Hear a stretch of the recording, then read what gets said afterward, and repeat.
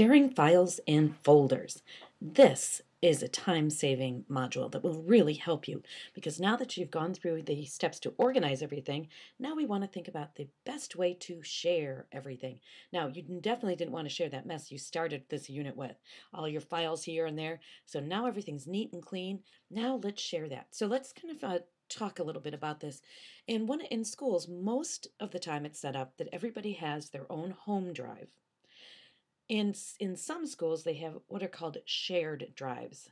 So I'm not going to go into big techie stuff, but I'm going to try to walk you through that and give you some reasons why I think you really should start to be thinking about a shared drive with your team, your grade level, or your department. So right now, you have your files, either they're on your hard drive or they're on the network at school.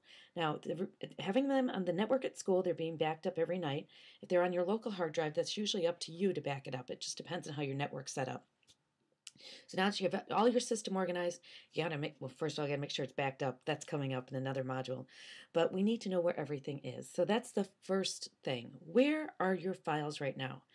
Now, I hope we're past the point that we hit save and we wonder where it goes.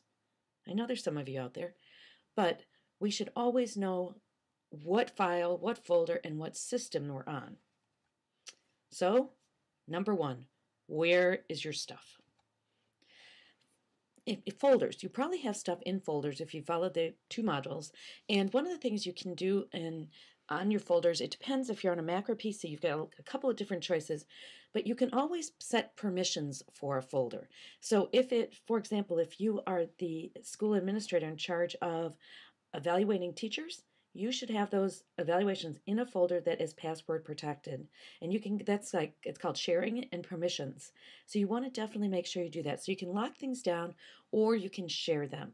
So you could just go into information or properties by right-clicking on your folder and you get what options are available to you. All right. So in a non-techie way, I'm going to try to explain this. Let's start on the right. Disk drives. That local disk drive, that is your computer, the computer that you're sitting in front of. That's called the local disk drive, and it's almost always called C, unless somebody changes it. Now, floppy disks, most computers today don't even have one, so this is an older screenshot. For those of you that don't remember a floppy disk, you used to insert it in the side and you record your information to that. If you had a flash drive that was in your computer, that would show up in this devices with removable storage. And then usually your CD or DVD drive is D. Okay? And then your flash drive usually shows up as F or whatever. Now let's look at these network drives.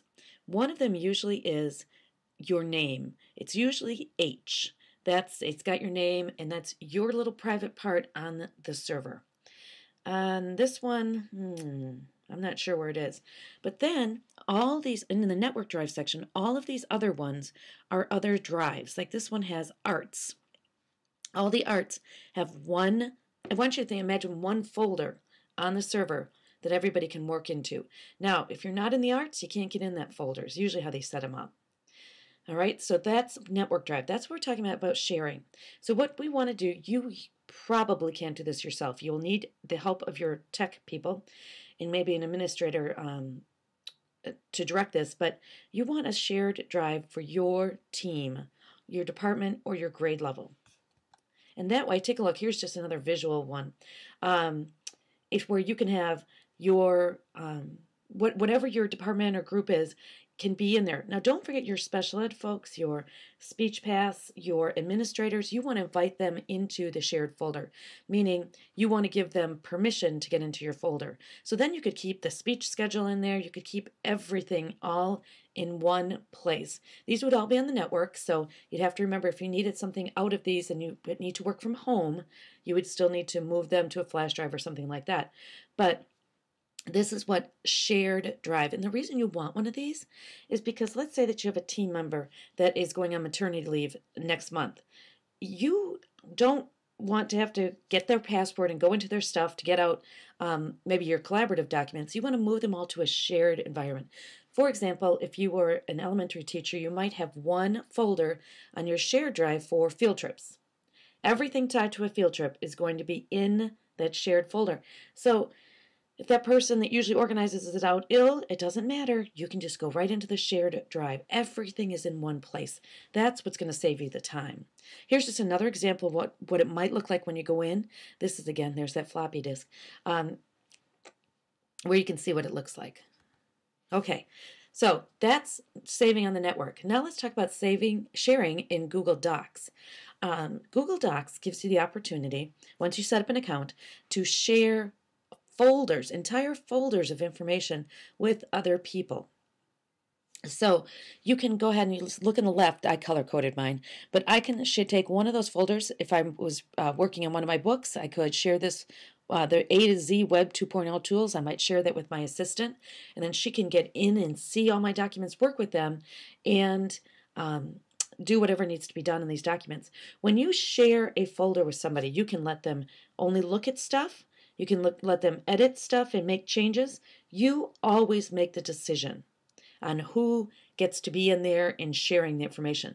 This is great right here. This is sharing in the cloud, and in the cloud computing that we talked about in another module. This you can get to anywhere. You don't have to worry, oh, I forgot it at school, or I didn't do this. You can get to this anywhere you can get to the internet. So that's one of the nice parts about organizing everything here. On the flip side, if you are in a place that your internet goes up and down, this wouldn't be so great. Saving on the server. Also, if you keep having trouble at school that your server keeps going down, saving on the server is probably not your best thing. So you really need to kind of pick a solution that works best for you. So sharing files and folders.